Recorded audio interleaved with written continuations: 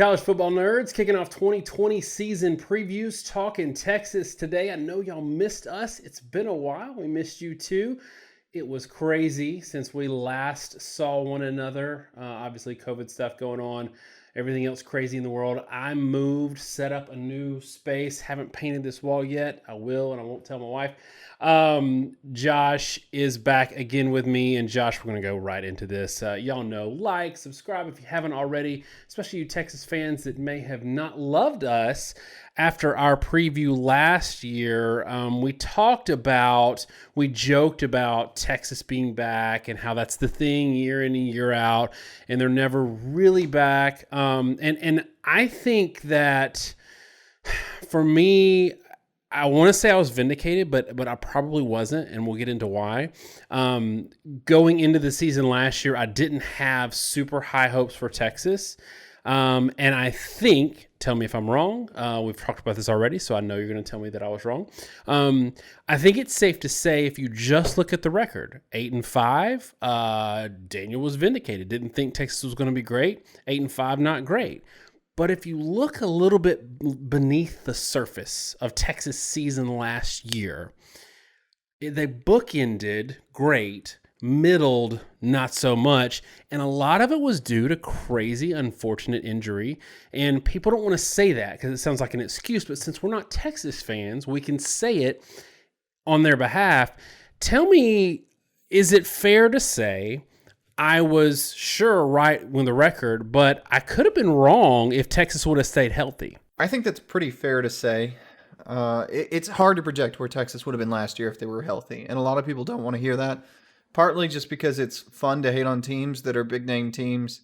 I think partly also people want to wave away reasons and say, there's no excuses in football. Look, the reality of the game is that you win or you lose. It's one of the reasons why I like the game of football. We can talk all the hot air we want to, but at the end of the day, the two teams are going to play each other and somebody's going to win. And so who's going to be the better team. But with Texas, it's hard to say because I don't think we ever really saw the Texas team that we should have seen. Texas against LSU played a close game. And it wasn't by any stretch of the imagination like Texas dominated when they were healthy, but they were there step in step with LSU. Going forward from that game, the defense just completely fell apart. So with the LSU game, you had Green and Foster that were a little, ended up being out of the game.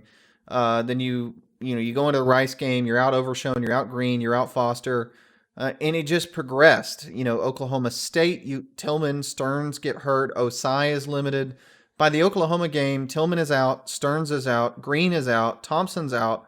Foster is limited in the game. Brown gets injured. Overshown is limited. Osai is limited. And then all those guys are hurt, through the TCU game and after. So when you look at the record, like when you look at, for example, TCU is probably the biggest one. I don't think they give up 37 points and lose to TCU if they're even remotely healthy. And that's not to say that Texas, necessarily won a national title last year, but it was a 7-point game from Oklahoma. Even though Texas was extremely limited. I don't know if they would have beaten Oklahoma if they were completely healthy, but they gave Oklahoma fits, and I think they certainly would have given them a better game. Now, Oklahoma had other issues with turnovers and stuff like that. I don't want to devolve too much, but when you look at the games they lost, right, the 2-point loss to Iowa State, that 10-point kind of inexplicable loss really to TCU, maybe not the loss to Baylor because the offense couldn't really move the ball in that game, but this was a team that was really close to 10-2, maybe even you could say 11-1. I'm not sure how the Oklahoma game shakes out. 11-1, Texas is going to probably be in the playoffs. If they've beaten Oklahoma, they'd be in the same spot Oklahoma was, only with a stronger resume. So when you talk about a team being back, I think there's what did they accomplish last year, and then where are they at as a team and their ability to produce. So to go back to the statement where we were at last year, our point last year was Texas was like beating Georgia in a game that wasn't in the playoffs. And they were showing they were kind of getting up to the ability to get to the playoffs, but we talked a lot about getting into the playoffs and making it into the playoffs, just like we saw with Oklahoma last year. Does not mean that you're back in the sense of really being someone that's going to win a national title, because the level it takes to make the playoffs requires a whole other jump to make the championship game and to win it. What I saw from Texas last year when they were healthy was a team that's much closer to that talent level. So even beyond the record and what it could have been or not could have been, I think it's more the talent level where the program is at as a whole. I think that's actually a step better than where it had been in previous years, ignoring the record. And I think it's interesting because for those of y'all who follow us, you probably got a little annoyed last year when we constantly banged the drum of Texas A&M is a better team than they're given credit for, and that's from the standpoint of Texas A&M at 8-5 playing four top four teams. Is probably going to win some of those games with an easier schedule and would be ranked ahead of some of these G5 teams that had really no business in the top 25. But it's interesting when you look at Texas as an 8-5 team, and if you take away that middle portion of the schedule where they were absolutely brutally injured, and really lost some momentum because of it. I think even there's some games on their schedule that they would have won if they weren't so deflated. But taking that middle portion out of the schedule, like we've got two teams that are kind of similar record, fringe top 25, but honestly, healthy Texas last year, especially when you look at common opponent, healthy Texas last year was far better a team than Texas A&M was at any point in the season. Yet, if we don't look into the details of why they were who they were, we just see 8-5 record, fringe top 25 team, and that's that. Is that also a fair comparison? I think it is a fair comparison. As you said, there you look, it's different reasons, and I want to be really clear because people always rag us on this. The point with Texas A&M a little different than the point with Texas. The point with Texas A&M was always, look at the schedule, look at who they played. Now they didn't really beat anybody, but they also didn't lose to anyone that you would not forgive them for losing to. But regardless, when you're talking about top 25, let's be extremely clear here. There were like 7 teams in the G5 in the top 25 last year. It got pretty ridiculous with Cincinnati and Memphis, and at one point App State flirting there. App State was lucky and barely beat South Carolina, and then they ended up being a ranked team. South Carolina was not a good team last year, and that's kind of where the top 25 was. So when you look at Texas being 8-5, when teams that aren't ranked, Texas was a lot better than a lot of the ranked teams last season. The same way, we felt A&M was, but again, it wasn't that A&M was better than Texas or anything like that. It had more to do with how many of those teams in the top 25, especially late in the year, like the USF was flirting with being ranked, again, Memphis, even like UCF, who I think was frankly pretty overrated at the end of the year. Texas was a better team than those teams. I think even, especially the beginning and early end of it, maybe even in the middle.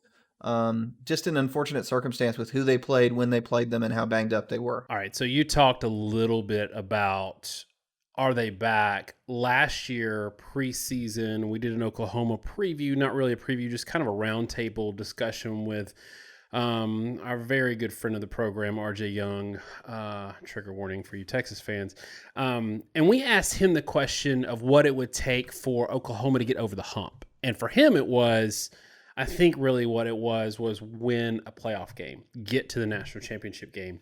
And to him, that was over the hump because they are this, fringe playoff team, conference champion. They've been in that space for a while now. So when you talk about Texas and what you just said about them being back or not, do they need to show a significant, what's their over the hump this year? We'll get into details of schedule and championship opportunities later on in this discussion, but just at a high level, for you to feel good about the direction of Texas being an elite contender, commensurate with kind of their recruiting ability and pedigree, what's their over the hump? To me, the biggest bar that Texas needs to clear is to be consistently physical and imposing within the Big 12, and to do it without sort of breaking defensively or offensively. So last year, defensively, Texas was really crippled by the loss of safeties. You can't lose 3 safeties in a season on a team that was otherwise already pretty young and not be crippled. In terms of explosiveness, the defense was 99th in the country in explosive plays. They were 86th in efficiency.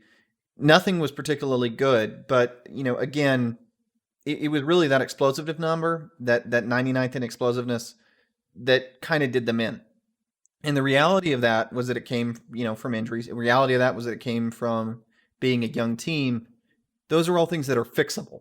And I think that's the most encouraging thing if you're Texas, but it's also the thing that I think needs to be built on. Now, I've been doing a lot of thought, and I think there's some parallels here with Texas in their season, not to quite the same extreme extent, but when you look back at the past dynasty from Alabama, arguably the worst season they had, maybe excepting the last one, was, which is kind of saying something, but it would have been 2010. 2010, they lose 3 games. They were an exceptionally talented team. They were also an incredibly injury-ridden team, especially defensively. They were young to start with. They had guys like Marcel Darius that were hurt or out all year long, and they were really never at their true potential. And in 2011, they got healthy. They had all those guys that had played a ton of snaps that ended up all being on the same unit, and they dominated. One of, if not the best college football defense in history, came off a season where they were young and really were not very good defensively, probably the second worst defensive unit at Alabama, behind only this past season. I think you could see the same thing from Texas. And I started by saying that they need to get back to domination in terms of physicality and imposing their will. The reason I said that is when you look at Oklahoma's success or lack thereof in the playoff, I think you can mostly tie to the fact that Oklahoma has not really been able to hold point physically in the games. Even when you look back at 2017, when they're playing Georgia and they're scoring constantly, Georgia ran them over all game long. Last season, they were totally outclassed on both sides of the ball by LSU. And you could see the athleticism was there at the receiving core and a lot of other things, but they were so outclassed at the offensive and defensive lines, particularly when Oklahoma was on defense, just all around the board. The LSU players were bigger and faster, that they couldn't really stay on the field. Texas has the chance with their recruiting to take a step and sort of impose themselves athletically on the rest of the conference, because quite frankly, the rest of the Big 12 is not at the same talent level as a lot of the other conferences right now. I think when you see Texas get healthy this year, you see guys like Osai that are top level talents get healthy, get bigger, get a little more experienced, it's going to be a big deal. Texas already has one of the better, probably defensive fronts in the country. Graham is a great player. And then the nose tackle Coburn is an extremely good run stopper. Texas has the ability to be physical and big and imposing in a conference where not many people are. You combine that with guys like Caden Stearns, like BJ Foster that are coming back, like Green that should be healthy. There's a lot of pieces to like defensively from Texas. And then offensively, they really need to just do more of the same they did last year. I think they need to take a little bit more of a step in terms of being a polished offense. They lost some key pieces like Duvernay, like Colin Johnson, but those guys were not necessarily polished players. We talked a lot about the fact that Duvernay is a better athlete and talent right now than he is a receiver. And you see this sometimes. I think he's going to be somebody that may be a better player in the pros than he ever quite managed to flash at Texas. Even though you saw some explosive plays, he was never able to be consistent enough. He just never really got the polish level down. I think given some of the pieces they get, you get guys like graduate transfers like Tariq Black. They have younger players. You have Jordan Whittington, who hopefully is going to be healthy and impact at receiver. They could be all around better on offense, just consistent enough to move the ball, score 20 to 30 points. And then given where they're at defensively, I think they could be kind of another level in the Big 12, and that will get them over the hump, right? Texas, if they're a top 5, top 10 recruiting team, should look different than the rest of the Big 12 due to where the talent level is in the rest of the Big 12. And even Oklahoma, who's had such dynamic offenses, you can tell when they get in the playoff, they generally don't look like athletically they're at the same level. And, even when, they have shootouts with Georgia, or the next year they kind of had a shootout with Alabama trying to come back, you also felt like it was a little bit of smoke and mirrors. They couldn't quite play those teams straight up. Texas can, and they should be able to.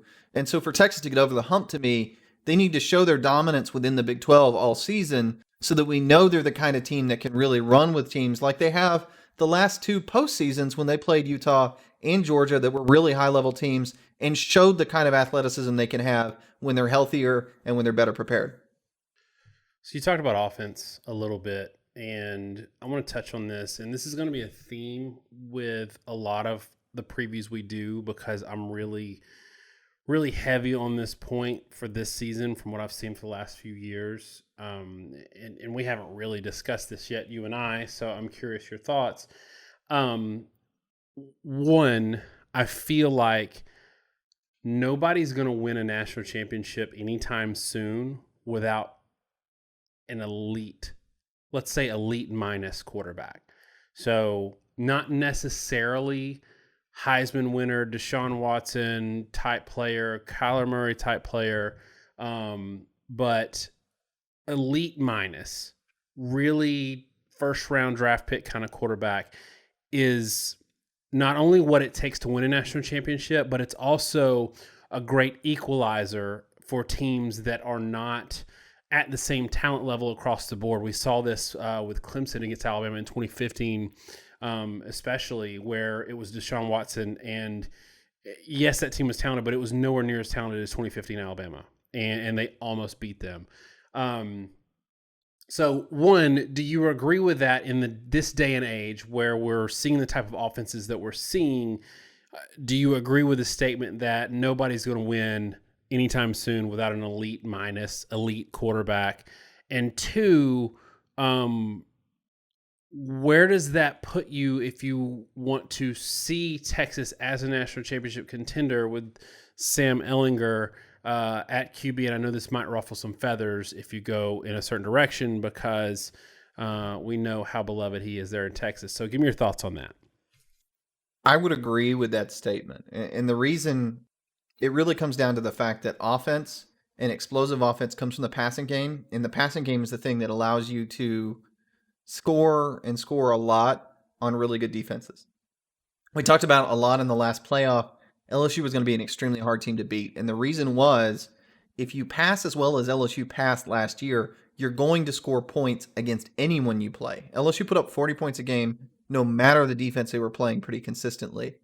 The issue with the playoff is that you're almost guaranteed to get one of those teams in.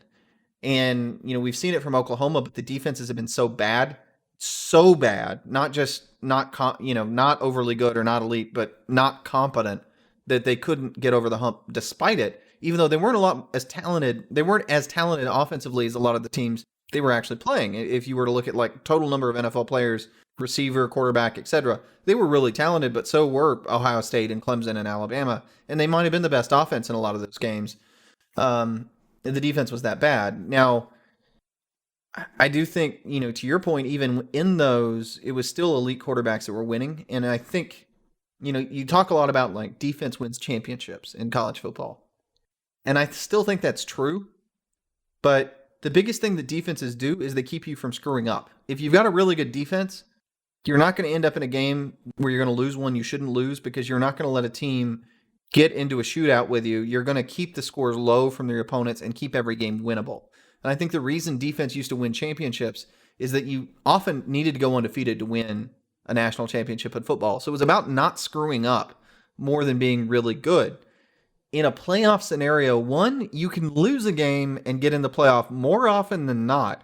So having the defense, just not being all that great, and in shootout after shootout, you may have a couple games where the other team gets hot and maybe you drop one of them and it's not a big deal.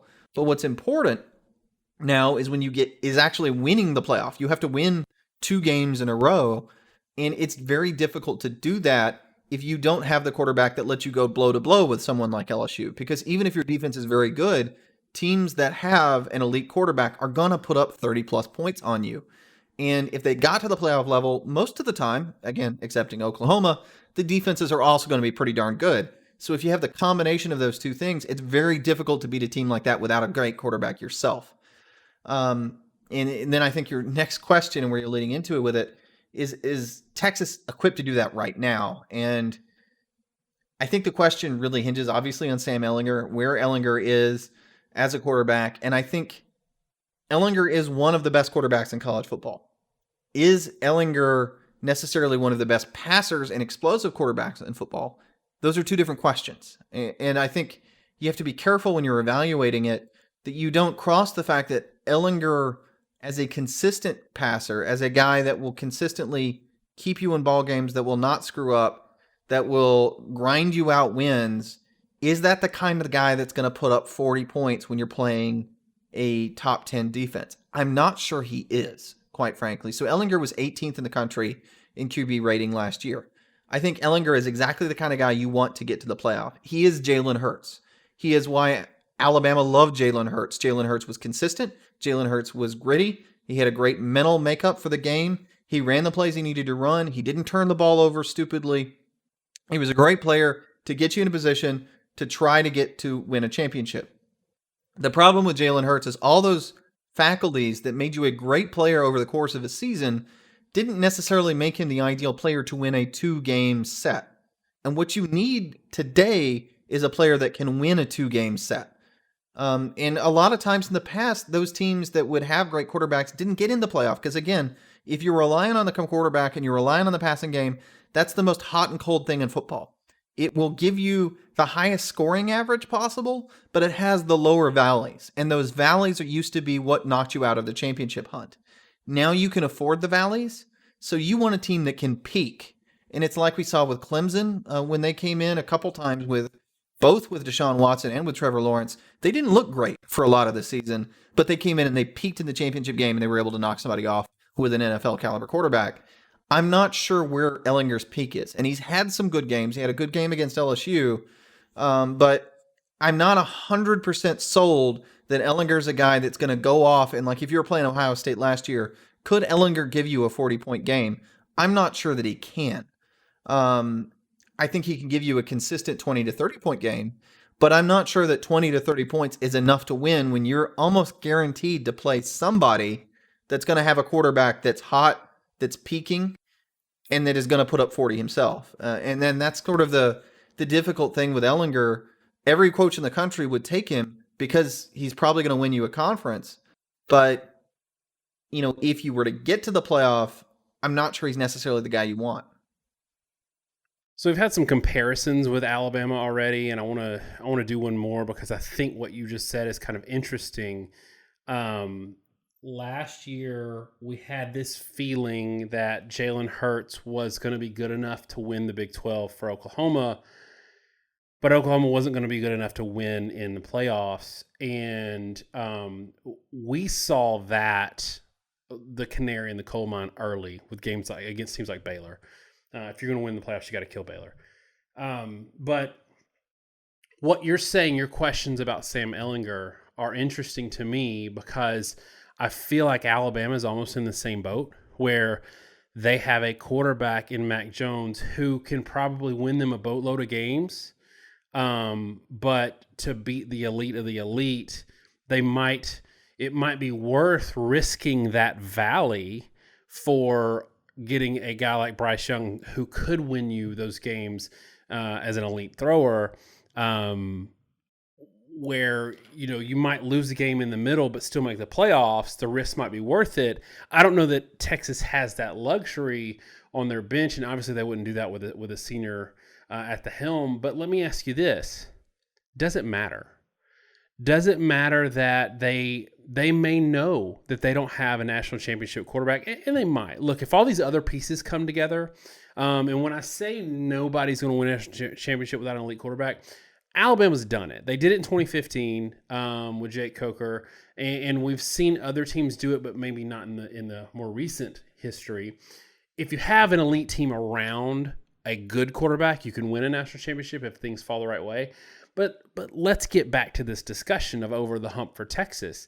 Does it matter? Like, if Texas doesn't win a national championship and they go into the season knowing, look, if we win a national championship, that's gravy. That's not our goal. Our goal is to beat Oklahoma and win the Big 12 and start securing the visibility as a champion of some capacity for recruiting, for momentum, etc. Or is it senior quarterback, got some senior level players that are key contributors, it's win everything this year or bust? I think if you're Texas, you should be happy with a guy that will get you the Big 12 title. I mean, I think if you told anyone, you know, Sam Ehlinger is going to put you in every game, he's going to win the Big 12, you're going to get the playoff, and you're going to have a hard-nosed game and you're going to lose to someone, you know, like Clemson or Alabama that just has a hotter quarterback or something, I think most people would take that. And I think when you talk about Texas getting over the hump, again, to me, it's all about Texas And I want to just use the word physicality. I mean, Texas should look different. And what you want to see, and I said it to begin with, is that Texas gets in those games and it gets in the playoff, and Texas looks like they belong athletically, that they go nose to nose with the other team.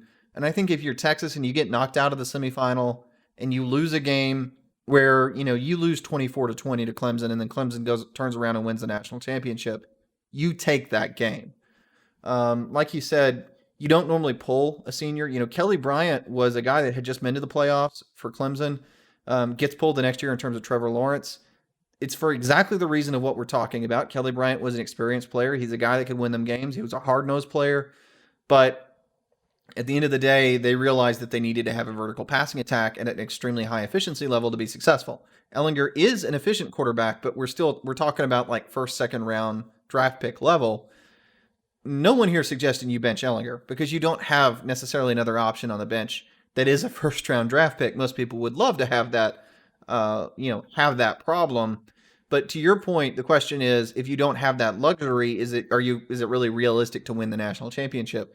I don't think that question really matters. I think all that matters is getting to the playoff if you're Texas, looking like you belong on both sides of the ball. If you get there and you don't have quite enough offensive firepower, you know what? Getting to that stage and being on that stage is going to let you recruit the sort of receivers and quarterbacks that's going to let you get the explosiveness that you need to win a playoff scenario today.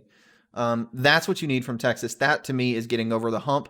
And the moment Texas shows up and it looks like they belong, I think Texas could end up entrenched there for some time. We got to talk about this real quick. COVID-19 shut down spring practices for everybody, and this is a discussion you and I have had, and everybody's had it. So it's nothing new. We're not breaking any new ground here, but I feel like, and I know you feel like, teams that have returning quarterbacks, returning coordinators, and head coaches are super well positioned going into this season, not having the spring practice. Like, this is something that hurt Alabama if they did want Bryce Young, for example, to replace Mac Jones midseason, because Tua came in early and ultimately was able to replace Jalen in that championship game. And we've seen it, same thing with Trevor Lawrence. He came in early and got that spring. So, but not just talking about quarterbacks in general, having that quarterback, having some consistency with the coaching staff. For me, this really benefits Texas, especially in the Big 12 landscape. If they're getting over the hump, it's winning the Big 12. Spencer Rattler's going to probably start for Oklahoma. You're breaking in new everything at Baylor, and Baylor probably is going to take a significant step back this year. Do you think that this is just one more thing that's kind of rolling in Texas's favor as we both lean in our discussion to maybe picking Texas to win the Big 12 this year? I do. I think when you look at Texas and you look at the injury situation, again, I already kind of talked about 2010 Alabama and that parallel. There are a lot of signs that Texas is going to take a big step forward this year. They lost some pieces. The pieces were named explosive players, but they weren't necessarily key pieces. They're a lot older. They're a lot more experienced. The guys that played last year were all playing spot duty, so now you have a ton of depth, and you're just going to generally be better across the board. Not many teams have that advantage. And when you take away the spring game, that seniority level thing is going to really matter this year. And I think, you look forward, you look at like September 12th at LSU. LSU, in terms of just total production, is going to be one of the youngest teams in college football next year. And I don't have the exact number because I'm pulling off the top of my head, but I figured out that LSU lost more draftable players than any college football champion in modern history. And both coordinators. And both coordinators. So, I think like week 2 against LSU, it's going to be really apparent that one of these teams has players that's played in games, that's been around with the same coordinators. And even though they haven't had spring practice, they kind of know the drill. And LSU is probably not going to be in that boat. So you have a chance to make a statement there. Throughout the entire season in the Big 12, I think the fact that Texas has so many players that have played before, both in terms of the, experience level of the players that are starting, and then also the fact that does a whole lot for you in terms of players understanding how hard they need to practice.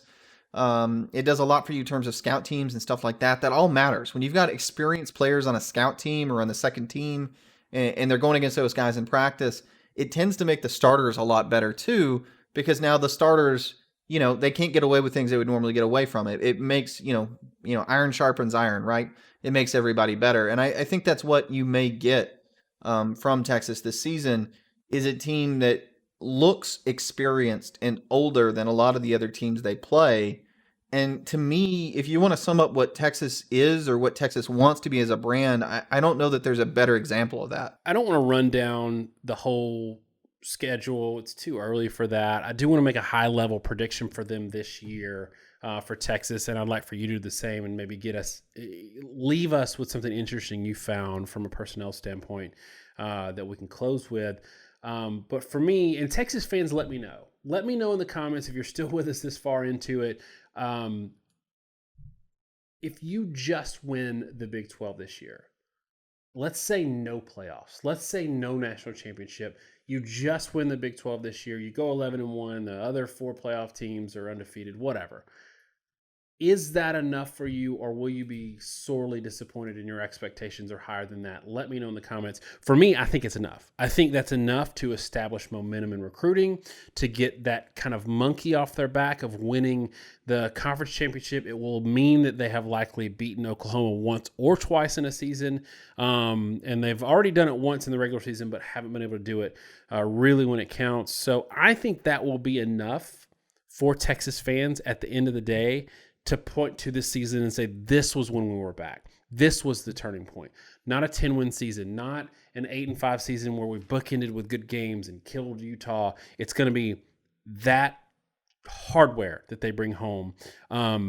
Tell me, and I think they will. I think I'm picking them to win the Big 12 this year. If I picked right now, I'd pick them to beat LSU. Give me your prediction and then roll us into what you found that was kind of interesting given the injuries last year. My general prediction, as you said, we don't like to go down game by game because it's too early. 1 and 2, you're kind of playing percentages, so a lot of times you pick one because you think somebody's going to drop a game in a long series. I do see Texas as probably more like an 11-1 team, just because really the Big 12 does have a lot of explosive football, and that, we talk a lot about variability. It makes it hard to go undefeated because if you're cold at the wrong time, you can run into a team that's hot and you can lose. That's what happens when you play in an offensively happy field. But again, used to be a bigger deal than it is today in the playoff scenario. That's not necessarily the worst thing. But in terms of, where Texas is at, and I think it's realistic for them to be able to win the Big 12 this year and to get in the playoff. And to me, the bar for Texas is get to the playoff. I think you want to make the playoff, but I don't necessarily think you necessarily need to win a game in the playoff. I think you just need to show up and look like you belong and not lose 31-0 like Ohio State did a few years ago. And then for the interesting personnel thing, so this is kind of a fun aside, but I still don't think people understand the magnitude of the injuries that Texas suffered last year. And we were really beating the drum for Texas a lot of the year. And then everyone said, by the end of this year, it was proven that Texas wasn't any good. Well, except for, beating the Utah team that darn near made the playoffs themselves and beating them handily, which does kind of show that Texas did have the capacity to be a playoff team last year if they had actually stayed healthy through the season. But in terms of defensive injuries, I thought it was interesting that I would just start mapping out how many, who the injured players were from 2 teams that both really had their seasons crippled, Alabama and Texas. So if you were to do that, you actually end up with a very good, competent, balanced defensive roster. You end up with Caleb Stearns at safety, obviously all conference in some magazines, All-American level guy. Dylan Moses, who was a first-team All-American at linebacker. So you got multiple All-Americans in the team, more than most had. Safety, you got plenty of them if you're Texas to throw on this squad. You can put B.J. Foster or Chris Brown. One of them probably ought to play nickel, but you can put Thompson and Green at corner. So you've got 2 cornerbacks. You have Overshone, an outside linebacker. You've got Asai at Jack. Alabama already has you covered with Moses and McMillan at inside linebacker. And then Alabama can get you covered on the defensive line with LeBrian Ray, DJ Dale, and Ebo Igby. All guys that started games for their respective teams. That's a full 11-man roster. Probably would be a top 10 defense in college football, and you can actually make it out of the guys that missed games for Texas and Alabama last year. I did think it was kind of interesting how Texas and Alabama meshed, that when you put the two together, they actually didn't overlap at all, and you ended up with a whole team. So, I think the kind of the moral of the story there is we never saw Texas and we never saw Alabama in the reality of it. And we talked a lot about with Alabama that people did not understand. It wasn't just the linebackers, but the whole front seven was decimated, and they were missing a lot of defensive linemen, especially like the Auburn game. They were all second and third string guys. Texas, people don't understand that they were playing third or fourth string safeties and corners by the end of the season.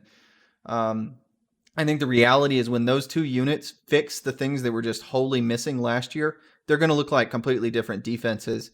And I think we're going to end up seeing a completely different Texas than what we saw last year. And in my view, this really should be the best year from Texas in a long time. And I do think there's a lot of pressure on Herman, because if you don't you don't really produce with this squad, I'm going to lose a lot of faith and confidence. This is the team that should be successful. Everything's lined up, barring another injury disaster, which, by the way, is mostly luck. I don't care what anyone says, unless you have a broken training regimen. It's luck. Texas should have a very good year this year. All right, y'all, that's our preview for Texas for 2020.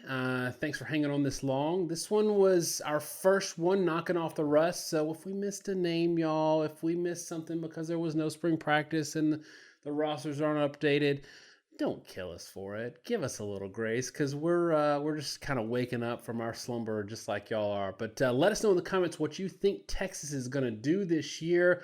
Got an Ohio State preview coming up. Got a bunch of other ones coming up throughout the summer leading into the season. So if you haven't liked, subscribed, and got on board with us already, you're a knucklehead and you need to do it. You need to do it right now. Hit the link, hit the like, hit the subscribe, and leave us a comment. Thanks so much, y'all. Have a great week, and God bless.